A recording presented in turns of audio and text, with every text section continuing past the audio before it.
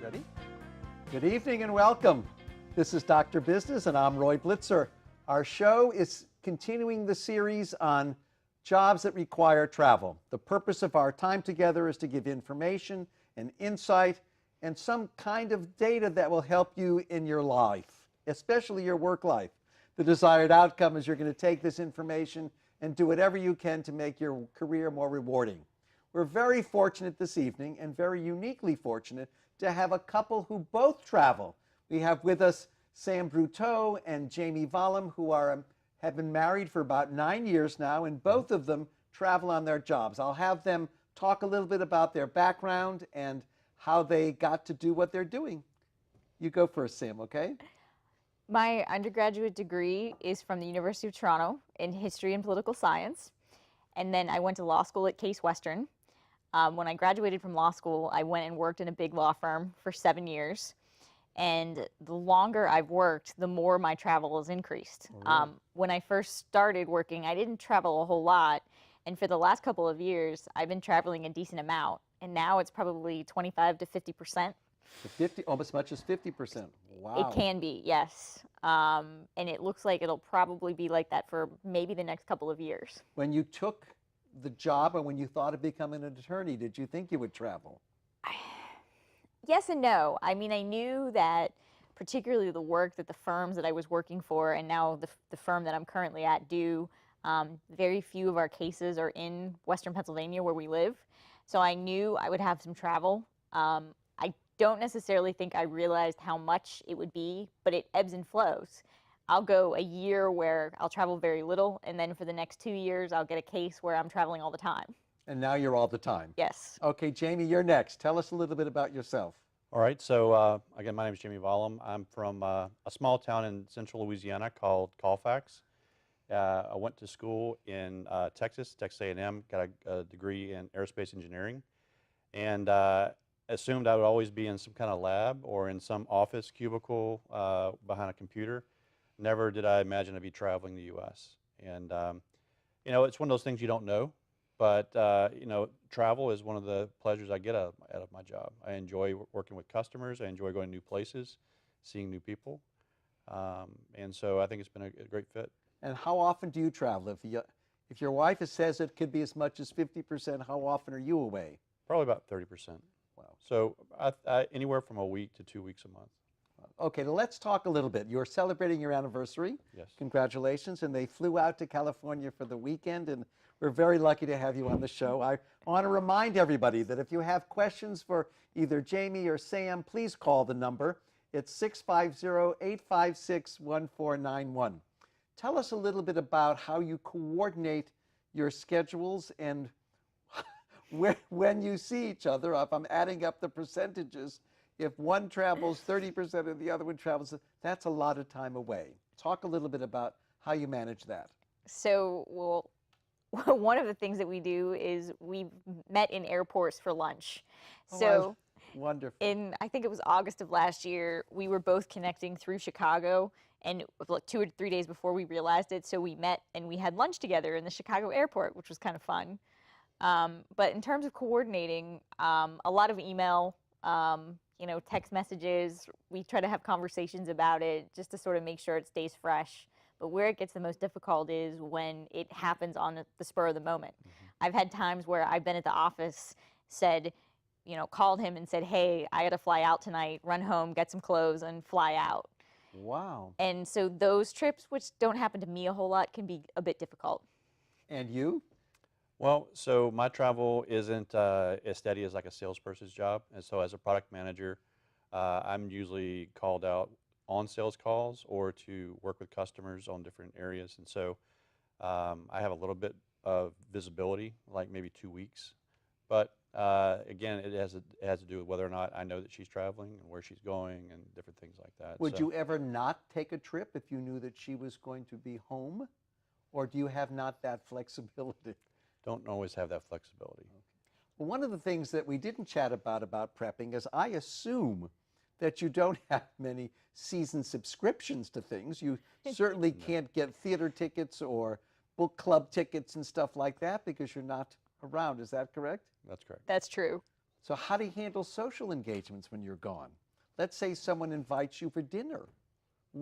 How do you coordinate that? I will say I think we're generally really fortunate because most of our travel is Monday to Friday. Mhm. And I know I try really hard to not travel on the weekends. We both do. I would say there's a handful, sometimes maybe a little more than a handful of weekends a year where we just can't control it, where you either have to fly in on a Saturday morning or fly out on a Sunday to be somewhere for Monday morning. But we try to spend as much time together as we possibly can on the weekends. Or if we know someone's going to have like a Monday, Tuesday trip and we can fix it, we can work it, I'll go with him or he'll come with me and we'll make a weekend out of it. Right.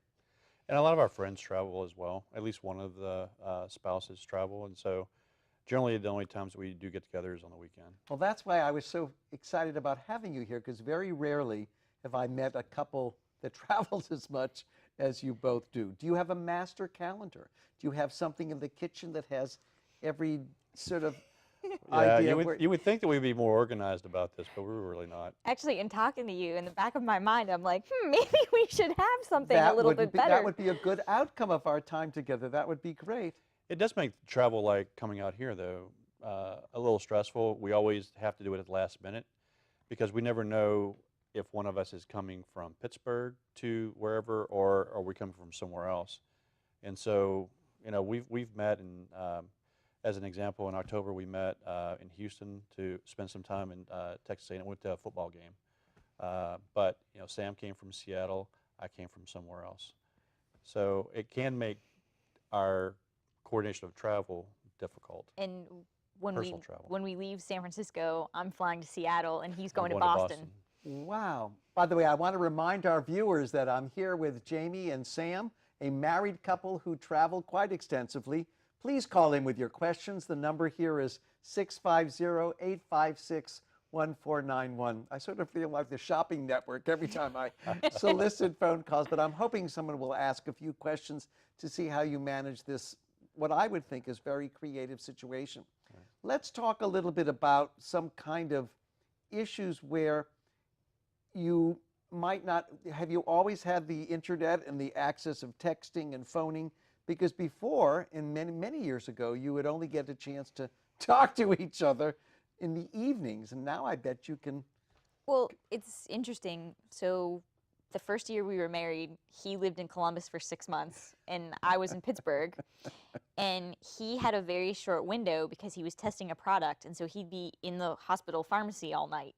And so we had maybe a 45-minute window when he was eating dinner when we could talk to one another because he couldn't have his cell phone on at night. And so it was really difficult because if we couldn't make that window work, I mean, we would go sometimes 2 or 3 days without talking to one another. And you'd get texts in the morning and things like that. This is one secure relationship here. I know. Thinking back on it, I think back on it, I'm like, man, I screwed up the first year. It was like, she stayed with me, so that's great. Well, one of the things that I'm fascinated by as a relationship person is, did you talk about this? When you were dating, did you say, listen, I'm gone 25, 30% of the time? I think that she knew that. And did your dad travel? My dad did not. Did your dad? No. My family never went anywhere on business, no. Which I think is interesting. I think it's just sort of an understanding that we do what we need to do for our respective careers. And, my first couple of years that I was working, I didn't travel a whole lot, but, I would work constantly. 60 or 70 hour weeks. Wow. And so you just couldn't make it work. And in some ways, when I'm really busy at work and he is traveling, it makes it nice because if you have to stay at the office until 8 or 9 or 10 o'clock, you don't have to worry about, oh, this person at home because he'll be in San Francisco or he'll be in Boston or. Well, one of the things we didn't do when we were prepping, who does the chores?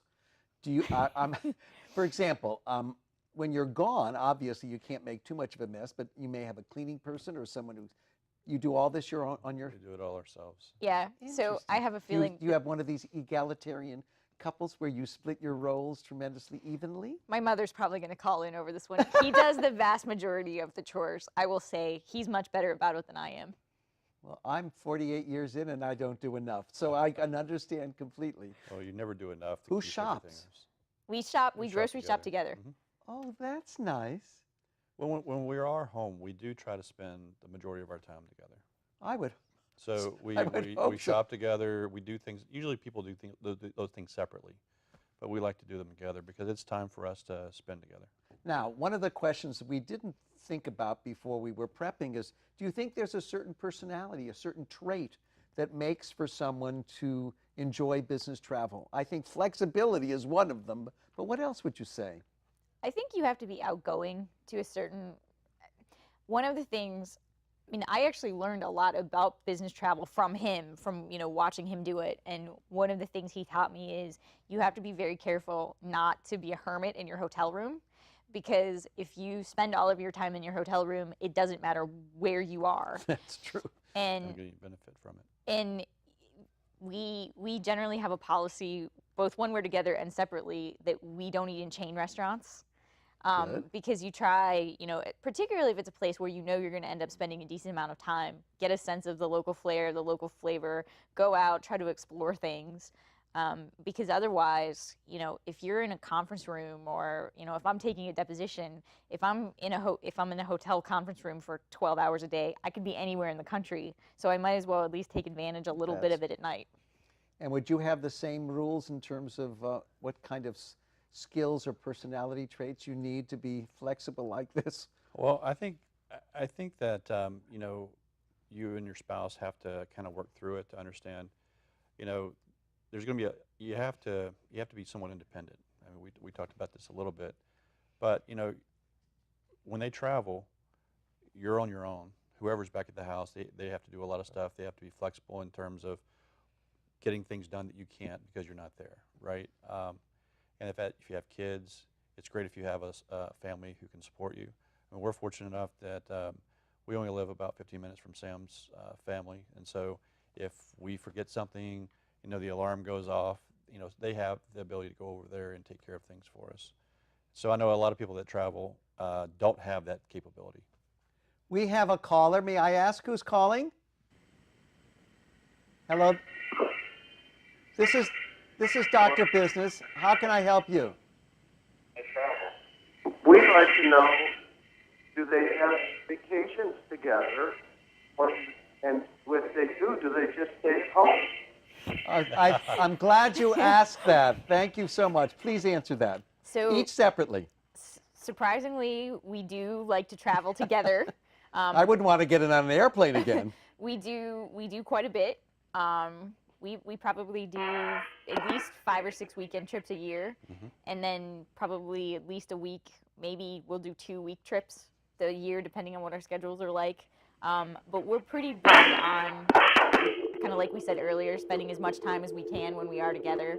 I will occasionally travel with my best friend. We'll do girls' weekends together. But other than that, most of our trips are together.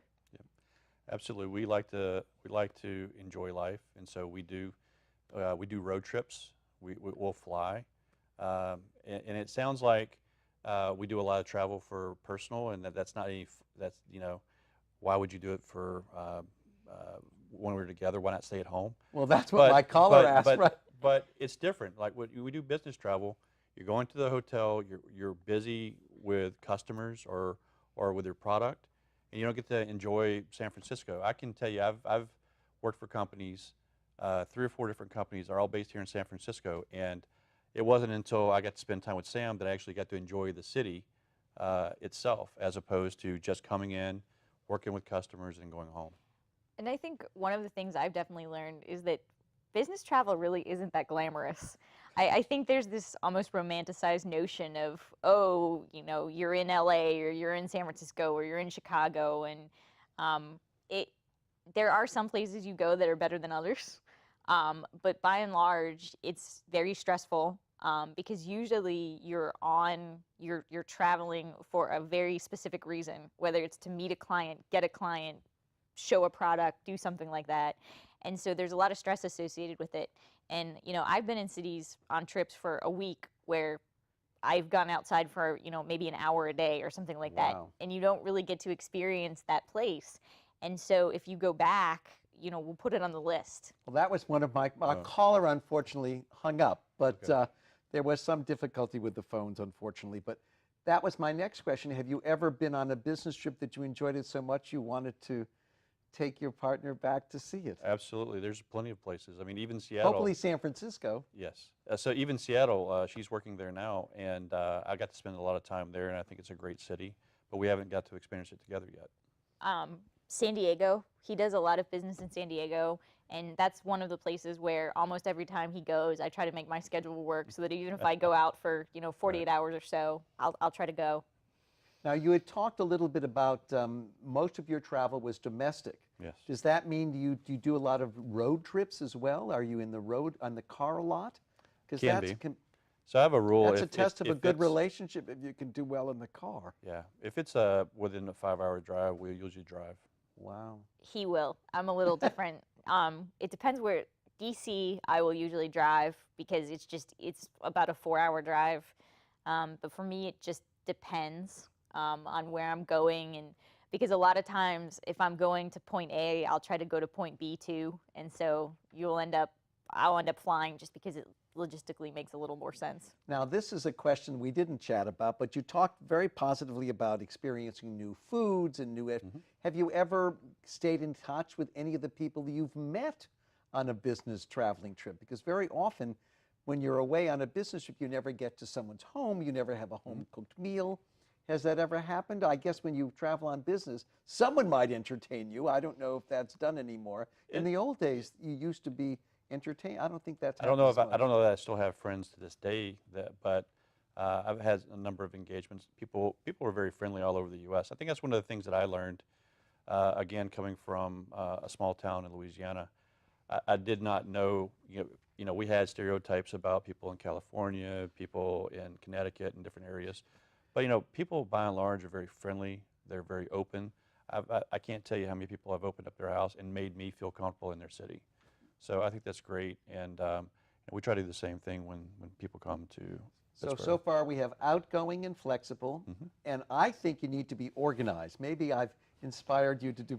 What about packing? How do you handle your suitcases? Do you always have carry-ons? Do you keep a suitcase packed at the front door like one of my other guests? What do you do? So it makes my coworkers irate, but probably 5 or 6 years ago, I refuse to carry on. If I go somewhere for 48 hours because I'm tired of fighting the overhead compartment game on the airlines, it's just. So you check. I exclusively check. I probably haven't used overhead compartment space on a flight in 6 years. I'm glad you're here. You're the first one. I know. Yeah. Have you ever had any disasters? Have they lost you? I've had one, but it was actually a personal trip, which was sort of funny. But generally at this point, it probably adds maybe 10 minutes. And to me, it's a lot less stressful than worrying, oh, did I check in on time? Am I a group 6? Am I a group 7? Am I going to run out of overhead space? So it just cuts down on my stress to know. And then you can take whatever you want. That's right. And you? Do you an overhead guy? I'm an overhead guy. I try not to check. But, I don't organize my luggage. I've tried several different ways of doing it. At this point in my life, I've been doing this for over 20 years now. Wow. I can pack in about 3 minutes. I usually get up in the morning, pack my clothes, and leave. Probably the only struggle we have is the washing machine. Yeah. If we're both on the road and then we come home and then we have to get back on the road, we've occasionally struggled over who gets to use the Who gets washing to use the machine and the washing machine. dryer. Well, it's also interesting. You touched on this a little bit about when the person is not there, you have to make all the decisions yourself. and very often that's difficult. We have a caller. Kevin, this is Dr. Business. How can I help you? Hello. Hi. It's not so much a question as that I just like to emphasize what your guest said about when you travel for business up to Olympia, Washington. And when I first started doing it, I spent all my time not working in my hotel room, and I was miserable. And when I started getting out and walking around the town and visiting things, I really felt a lot better, and it made the whole trip a lot better. I think that's a good piece of insight. Is there anything you'd like to ask our guest while I've got you on the phone clearly and easy to understand? No, that's fine. That was it. All I wanted to say. Thank you. Well, thank you, and I Thank you. appreciate your calling. Thank you. That reminds me of a question that I might have. Have you found that different, I would say, different cities have a different kind of environment to them? Do you have to change the way you would plan your time or your day by where you are? For example, you know, San Francisco is supposed to be loose and flexible, and everyone's the fruit and nut kind of guy. I'm not sure whether when people come to visit, whether they try to sort of manage their styles in the same way.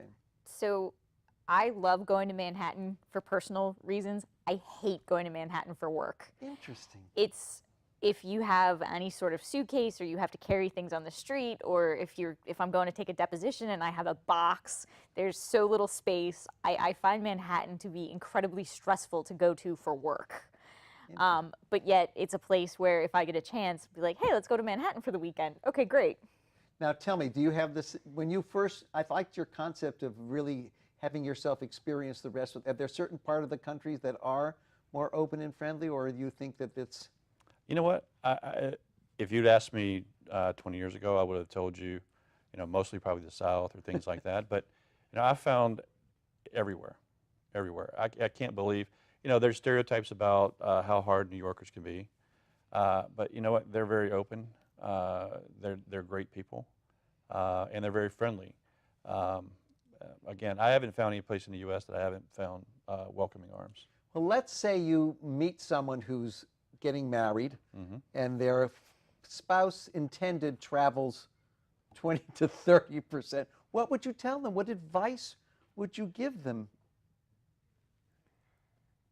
That's actually that's a tough question. I mean, the biggest thing is you just have to trust the person. Okay, that's very true. There's just a baseline of just because you don't know, just because you necessarily they're not responding to your text or you can't talk to them, don't go to the worst possible scenarios.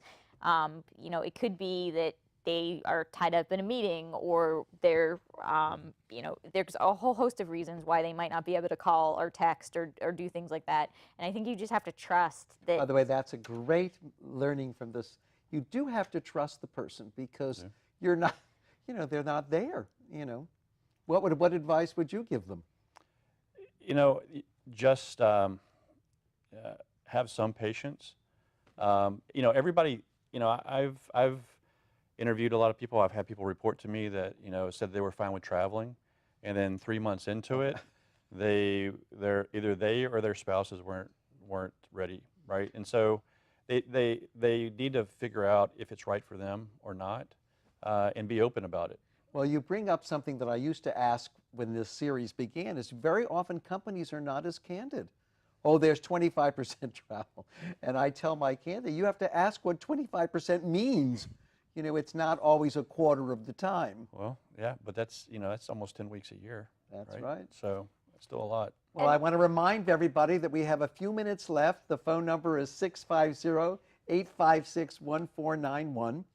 I'm going to ask a little bit about the whole concept of, we talked about advice and information.